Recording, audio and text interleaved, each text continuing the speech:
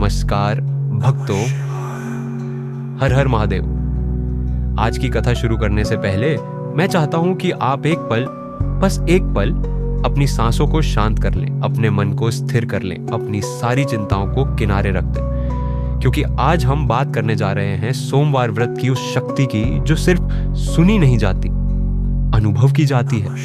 सोमवार का व्रत सिर्फ उपवास नहीं है, ये एक अनुष्ठान है जो भक्त के भीतर छिपी शक्ति, भक्ति और धैर्य को जागृत करता है। कहते हैं जब कोई भक्त सोमवार को सच्चे मन से शिव का व्रत करता है तो महादेव उसकी जिंदगी की हर टूट चुकी किरण को फिर से जोड़ देते हैं। व्रत शरीर को नहीं, मन को शुद्ध करता है। व्रत समय मांगता है पर बदले में आशीर्वाद का सागर दे देता है। जिस घर में सोमवार का व्रत होता है वहां रातें अंधेरी नहीं रहती, वो घर अपने आप भोलेनाथ के प्रकाश से भरने लगता है। आप देख रहे हैं शिव चितन कथा लाया। हमारा उद्देश्य एक ही है, भगवान शिव की दिव्य कथाओं को आपके हृदय तक पहुंचाना, ताकि हर सोमवार आपकी आत्मा थोड़ी और शांत हो सके। अगर आप यहाँ नए हैं तो वीडियो को लाइक जरूर करें, शेयर करें और सब्सक्राइब करके घंटी दबा दें, क्योंकि शिव की हर कथा अपने साथ एक नया प्रकाश लेकर आती है। और कमेंट में एक बार सच्चे मन से लिखें हर हर महादेव, ताकि आज की कथा का पुण्य सीधे आपके जीवन में प्रवेश कर सके। अब आज की सोमवार व्रत कथा, एक मां की वो यात्रा जो अपने बेटे को बचाने के लिए आस्था का सहारा लेती है और महादेव उसके हर आंसू का उत्तर देते हैं। अब आइए भक्तों, धीमे कदमों से इस दिव्य कथा में प्रवेश करते हैं।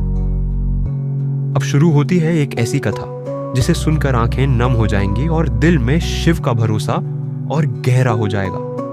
कहानी शुरू होती है एक छोटे से गांव से। गांव के किनारे एक टूटा फूटा सा घर था जिसमें रहती थी एक साधारण सी स्त्री, आरव की मां। उसका पति बहुत पहले ही दुनिया छोड़ चुका था और अब उसके जीवन का एकमात्र सहारा था उसका बेटा आरव। आरव बहुत ही खुशमिजाज, हंसमुख और चंचल बच्चा था, मगर पिछले कुछ दिनों से वह गंभीर रूप से बीमार पड़ गया था। न उसके शरीर में ताकत बची थी, न आवाज में मुस्कान। दिन रात बुखार, कमजोरी और बेहोशी। गांव के वैद्य भी हाथ खड़े कर चुके थे। डॉक्टरों ने भी कह दिया अब दुआ से ज्यादा कुछ नहीं किया जा सकता। यह सुनकर मां का दिल टूट गया। वह अपने बच्चे के सिरहाने बैठकर रोती, उसके माथे पर हाथ फेरती और भगवान से सिर्फ एक ही बात कहती, हे भोलेनाथ, मेरे बच्चे को बचा लो, मेरी सारी सांसें तो इसी से हैं। एक रात आरव की तबीयत अचानक बहुत खराब हो गई। सांसें तेज चलने लगी, चेहरे से रंग उड़ गया। मां घबरा गई, भागती हुई बाहर निकली मदद की तलाश में, मगर रात गहरी थी, चारों तरफ सन्नाटा। उसी समय गांव के बाहर वाले पुराने बरगद के पेड़ के पास उसे एक साधु दिखे। श्वेत दाढ़ी, शांत चेहरा और आंखों में दिव्यता।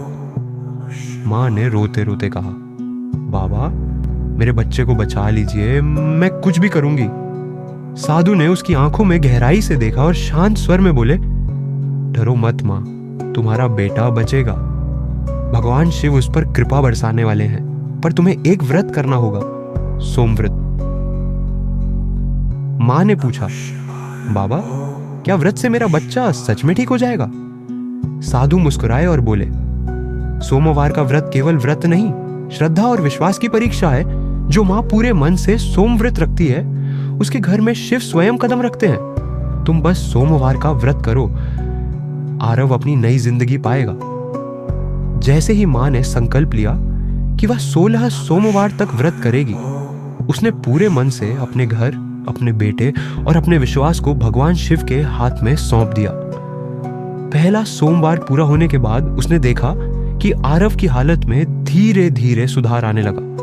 उसका बुखार कम हुआ, नींद सही आने लगी और उसकी आंखों में हल्की चमक लौट आई।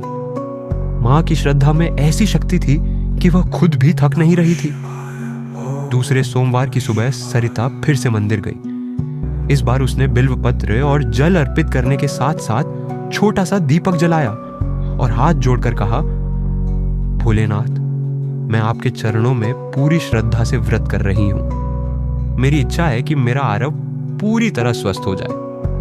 उस दिन के बाद आरव ने धीरे धीरे खाना खाना शुरू किया और माँ की आंखों में मुस्कान फिर लौट आई। गांव वाले भी हैरान थे। उन्होंने देखा कि हर सोमवार माँ की भक्ति से घर में सुख और शांति फैलती है। तीसरे सोमवार का दिन और भी खास था। माँ ने सुबह जल्दी उठकर मंदिर का चक्कर लगाया और अपने बेटे के लिए विशेष फल और ताजगी से भरी खीर अर्पित की।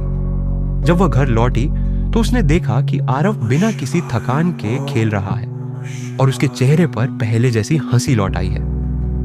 इस सोमवार का चमत्कार यह था कि माँ का भक्ति भाव इतना प्रबल था कि आरव का शरीर पहले से ज्यादा ताकतवर और जीवंत महसूस होने लगा। चौथे सोमवार पर माँ ने पूरे दिन उपवास रखा।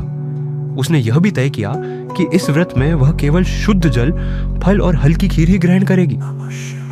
उस दिन गांव के पुराने पंडित ने देखा कि मंदिर में हल्का नीला प्रकाश फैला हुआ था और बिल्व पत्र अपने आप झुक रहे थे, जैसे शिव खुद माँ की भक्ति से प्रसन्न होकर उसका आशीर्वाद दे रहे हो।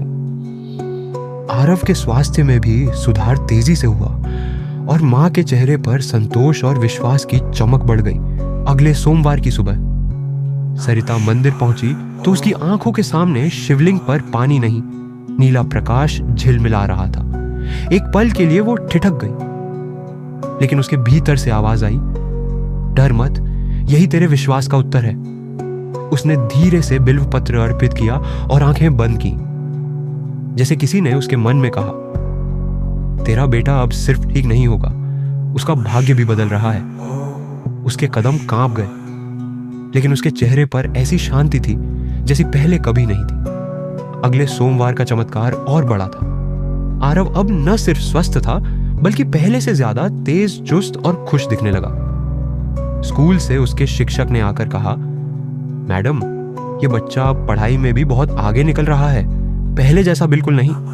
माँ ने कुछ नहीं कहा, बस मन ही मन शिव के चरणों में कृतज्ञता झुका दी। हर सोमवार के साथ माँ और बेटे का रिश्ता भी बदलता जा रहा था। पहले बीमारी ने दोनों को तोड़ दिया था, लेकिन अब भक्ति ने दोनों को जोड़ दिया था।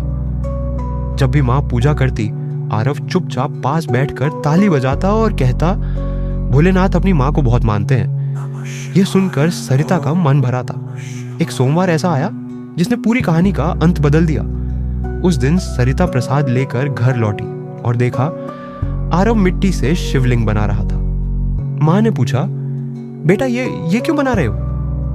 आरव मासूम मुस्कान के साथ बोला, क्योंकि माँ, भोलेनाथ ने आज रात सपने में कहा था, जिस घर में भक्ति होगी मैं उस घर को कभी खाली नहीं छोड़ूंगा। तो मैंने सोचा उनको यहीं रहने के लिए जगह दे दूं। सरिता वहीं रो पड़ी, लेकिन यह आंसू दुख के नहीं, आभार के थे। उस दिन उसने समझ लिया, व्रत सिर्फ शरीर का त्याग नहीं होता, व्रत विश्वास का संकल्प होता है। और जब माँ अपने बच्चे के लिए शिव के सामने खड़ी होती है, तो शिव भी उसे खाली हाथ नहीं लौटा सकते। कहानी का भावनात्मक अंत। उस दिन से माँ ने शिव से कुछ मांगना बंद कर दिया, क्योंकि वो समझ चुकी थी जिसे शिव मिल जाए उसे जीवन में किसी और वरदान की जरूरत नहीं रहती। घर में खुशहाली, बेटे की सेहत, मन में शांति, सब लौट आया। बस एक चीज हमेशा के लिए बदली। अब सरिता व्रत इसलिए करती थी कि मांग सके नहीं, बल्कि धन्यवाद कर सके। और शिव की कृपा ऐसे ही बरसती रही, क्योंकि भक्ति वहीं सफल होती है जहां विश्वास बिना शर्त हो। मां ने आखिरी में बस यही कहा, भोलेनाथ, अब मेरे पास मांगने को कुछ नहीं, क्योंकि आपने मेरी हर प्रार्थना सुन ली। आरव मुस्कुराता हुआ बोला, मां, शिव जी अब हमारे घर में रहते हैं। मां की आंखों में आंसू थे, पर इस बार खुशी के। विश्वास जीत गया और शिव का आशीर्वाद हमेशा के लिए घर में उतर आया। उस दिन के बाद घर में बीमारी नहीं लौटी, बस शांति, मुस्कान और शिव का आशीर्वाद बस गया। मां अब व्रत इसलिए नहीं करती थी कि कुछ मांग सके, बल्कि इसलिए कि धन्यवाद कर सके। भक्तों, अगर आपके जीवन में भी कोई चिंता, दर्द या परेशानी है, तो इस सोमवार से व्रत की शुरुआत कीजिए। कुछ बड़ा नहीं चाहिए, बस सच्चा विश्वास।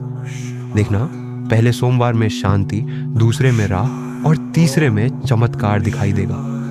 कमेंट में जरूर लिखिए, मैं भी सोमवार व्रत शुरू करूंगी, ताकि आज की कथा का पुण्य आपके जीवन में प्रवेश कर सके। और जाते जाते वीडियो को लाइक करें, शेयर करें और चैनल को सब्सक्राइब करके घंटी जरूर दबा दें, क्योंकि अगली कथा में हम फिर मिलेंगे भोलेनाथ की एक और अद्भुत लीला के साथ। हर हर महादेव।